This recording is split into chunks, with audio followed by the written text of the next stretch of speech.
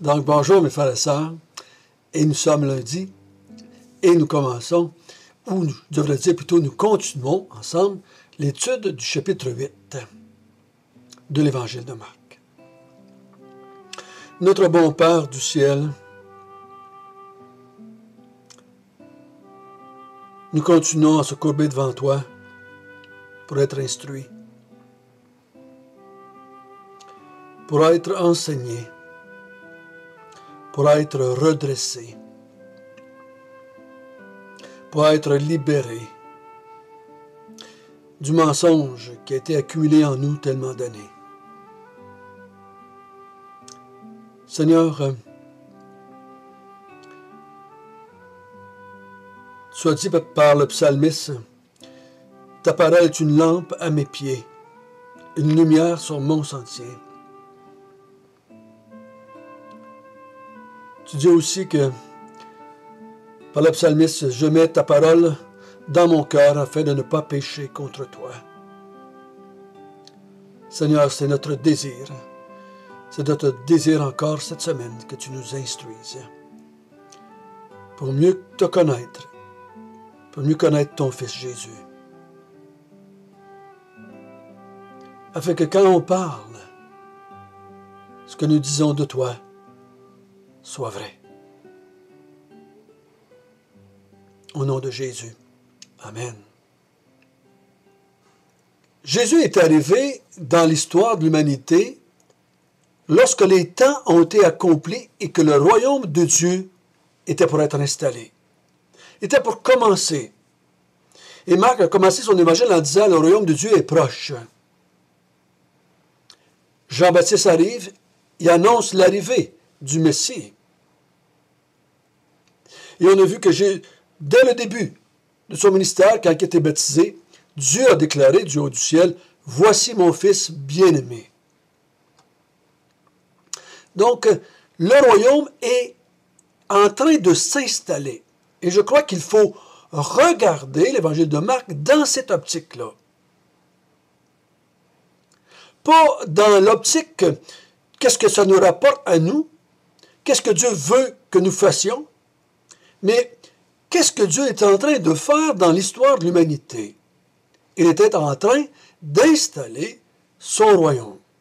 Donc Jésus, par les miracles, par sa puissance qu'il a sur les démons, il démontre qu'il est celui qui va établir le royaume de Dieu, et il nous enseigne par les paraboles quelle sorte de royaume il va installer.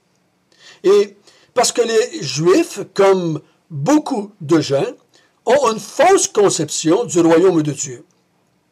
Donc, par les paroles, les paraboles, Jésus rétablit, éclaircit, quelle sorte de royaume il va établir. Mais faisant ceci, dès le chapitre 3, la pression augmente et ils veulent le faire mourir.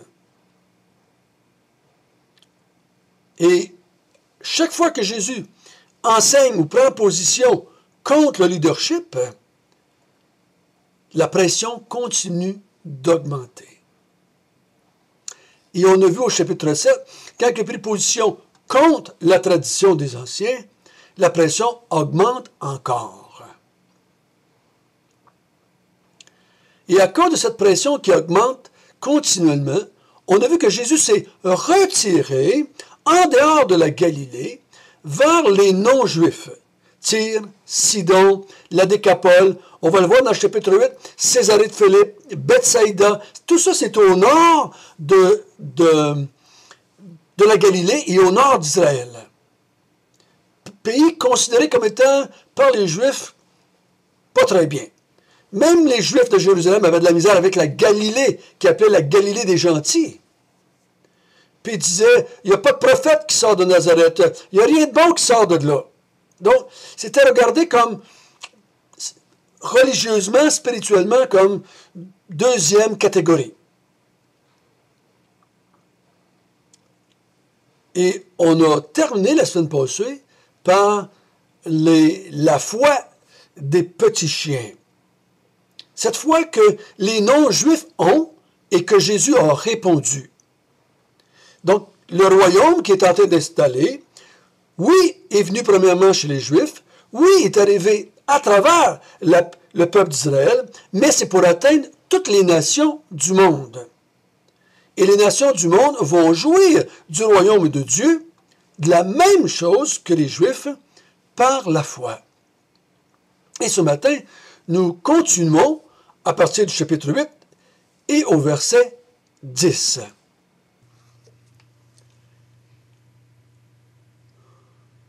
Aussitôt, il monta dans la barque avec ses disciples et se rendit dans la contrée de Dalmanuta.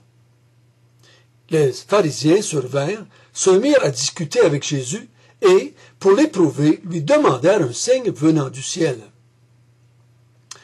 Jésus, soupirant profondément en son esprit, dit, « Pourquoi cette génération demande-t-elle un signe?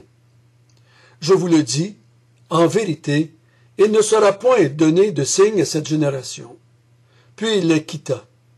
Il remonta dans la barque pour passer sur l'autre bord. Les disciples avaient oublié de prendre des pains, et n'en avait qu'un seul avec eux dans la barque. Jésus leur fit cette recommandation. « Gardez-vous avec soin du levain des pharisiens et du levain d'Hérode. » Les disciples raisonnaient entre eux et disaient, « C'est parce que nous n'avons pas de pain. » Jésus, le sachant, leur dit, « Pourquoi raisonnez-vous sur ce que vous n'avez pas de pain? Êtes-vous encore sans intelligence et ne comprenez-vous pas? Avez-vous le cœur endurci? Ayant des yeux, ne voyez-vous pas? Ayant des oreilles, n'entendez-vous pas? Et n'avez-vous point de mémoire? Quand j'ai rompu les 5 pains pour les 5000 hommes, combien de paniers pleins de morceaux avez-vous emporté? 12, lui répondirent-ils. Et quand j'ai rompu les 7 pains pour les 4000 hommes, combien de corbeilles pleines de morceaux avez-vous emporté? 7, répondirent-ils. Et il leur dit, ne comprenez-vous pas encore?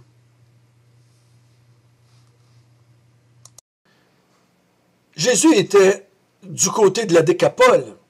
Il nous dit au verset 10 qu'il revient dans Dalmanuta. Il revient dans l'est. Donc, il traverse la mer de Galilée et il revient au pays d'Israël.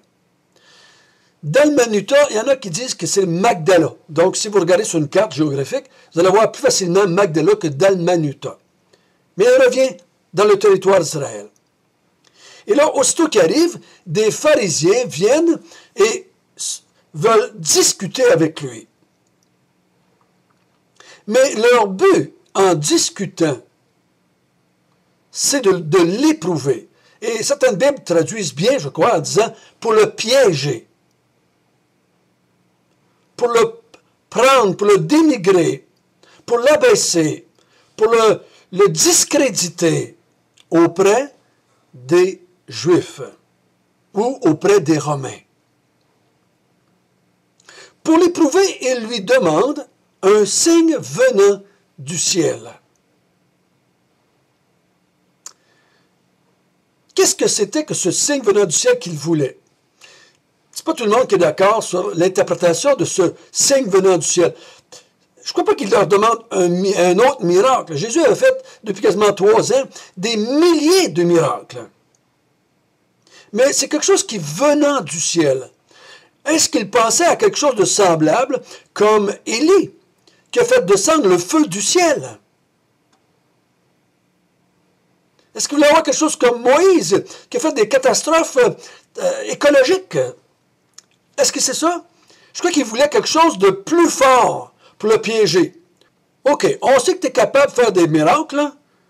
Puis ressusciter des morts, puis multiplier du pain, là, mais on voudrait avoir quelque chose de plus grand que ça. Plus fort que ça. Plus spectaculaire que ça. Le but, c'est de le piéger. L'éprouver.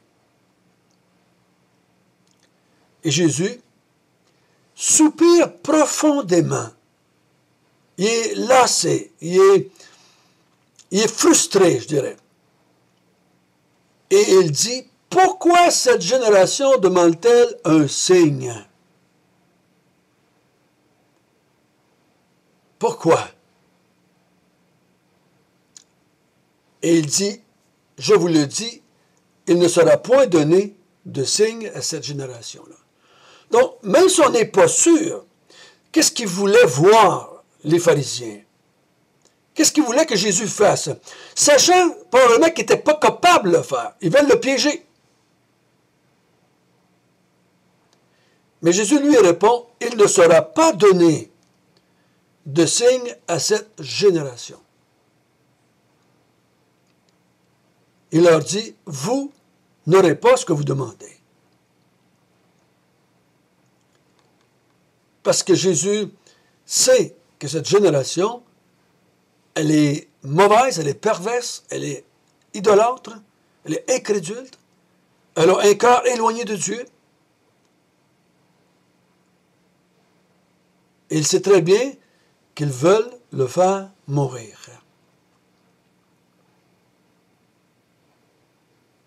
Et j'ai décidé de mettre le restant du passage ensemble, parce que je crois que c'est uni. C'est pas pour rien que je crois que Marc les a mis ensemble. Cette demande de signe, ce soupir profond de Jésus envers les pharisiens, et Jésus est tellement déconcerté par cette génération de Juifs qu'il reprend la barque et il retraverse l'autre côté. Il semble qu'il y a plus de réception, une meilleure réception l'autre côté que ce côté-ci. Il y a plus de réception du côté non-juif que du côté juif. Je crois qu'en partie, c'est parce que les non-juifs ont moins d'attente par rapport au Messie ou au royaume de Dieu, ou de fausses attentes, que les Juifs. Dans la barque, pendant ce qu'ils s'en vont vers Bethsaïda, ce que le verset 22 nous dit, Jésus leur dit, méfiez-vous du levain des pharisiens et du levain d'Hérode. Je crois que c'est lié à ce qui vient de se passer dans la contrée de Dalmanuta.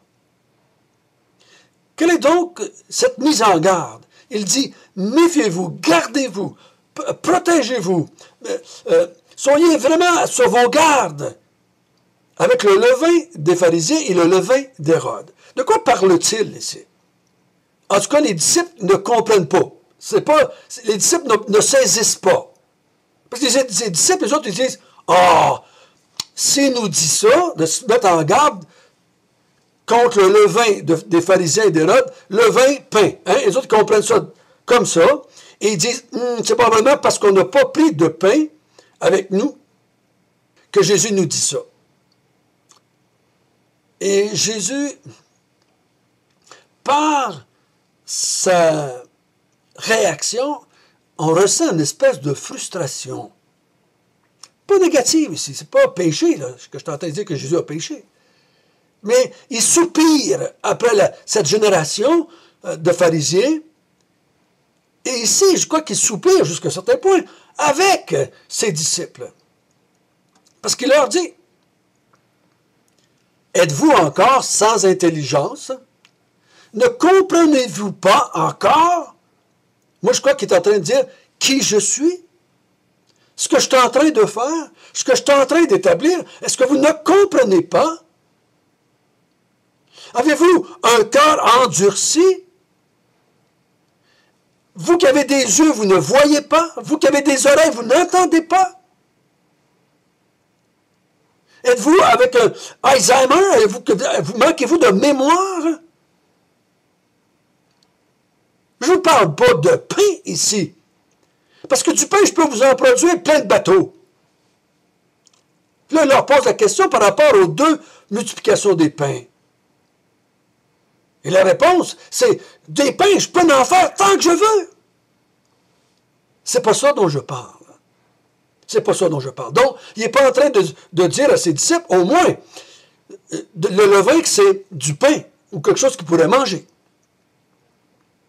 Chez les chrétiens, il y a deux interprétations. Certains disent que le levain, c'est l'enseignement des pharisiens. Mais là, on aurait de la misère avec l'enseignement d'Hérode. En tout cas, les Écritures ne semblent pas nous dire qu'Hérode était un enseignant. Ou est-ce qu'il parle des Hérodiens? Il semble que c'était un groupe, il semblerait. Est-ce qu'il parle de ça? Est-ce qu'il parle de l'enseignement de ces gens? C'est peut-être ça. Le levain, c'est quelque chose d'impur. Vous savez que le levain, c'est quelque chose de vivant. Hein? C'est des bactéries. C'est quelque chose qui est considéré dans les Écritures comme mal, comme mauvais. En tout cas, il est donné comme exemple. Ça ne nous rend pas impurs spirituellement parce qu'on mange du levain. Mais le levain est souvent considéré avec le péché dans la Bible. Donc, il est en train de dire, méfiez-vous du levain des pharisiens et du levain d'Hérode. Personnellement, je crois qu'il est en train de parler de leur attitude face à Jésus, face à ce que Jésus est en train de faire, leur rébellion, leur haine, leur colère qui continue de monter. Et dans quelques versets plus bas, il va dire qu'ils vont se liguer contre lui pour le faire mourir et le crucifier. Donc je crois qu'il est en train de les mettre en garde contre les pharisiens et contre Hérode. Pas directement leur enseignement, mais contre ces gens-là, qui vont être ceux qui vont stimuler la foule ou la génération qui est là à le mettre en croix et le faire mourir. C'est les pharisiens et Hérode qui vont s'attaquer par la suite à l'Église, la nouvelle Église qui va s'installer. Les pharisiens vont faire des problèmes aux disciples, aux apôtres. Hérode va en faire passer par l'épée plusieurs. Donc il dit, méfiez-vous. Leur attitude envers Dieu, envers moi, va se détourner, va se retourner, je devrais dire, vers vous. Parce qu'ils ne comprennent pas. Ils sont en désaccord avec ce que Jésus est en train d'établir. Le royaume de Dieu. Ici, ceux qui se lèvent contre Jésus se lèvent contre l'établissement du royaume de Dieu. Ceux qui se lèvent contre l'Église aujourd'hui se lèvent contre l'établissement du royaume de Dieu. Parce que dans le fond, mes frères et sœurs, toute l'histoire du Nouveau Testament, c'est l'établissement du royaume de Dieu. Jésus, à partir de sa venue, c'était le royaume de Dieu est proche. Et on voit que le royaume de Dieu arrive. Et on voit que le royaume de Dieu, dans le futur, va s'établir dans les nouveaux cieux et nouvelles terres. C'est juste ça. C'est Dieu établit son royaume. Et c'est pour ça que quand Jésus a dit à ses disciples comment prier, il a dit, priez que ton règne vienne, que ta volonté soit faite sur la terre comme au ciel. Que ton nom soit sanctifié. Donc, c'est dans la même direction, ça. L'Église, présentement, travaille à établir, avec le roi, qui est Christ, le royaume de Dieu d'une façon éternelle.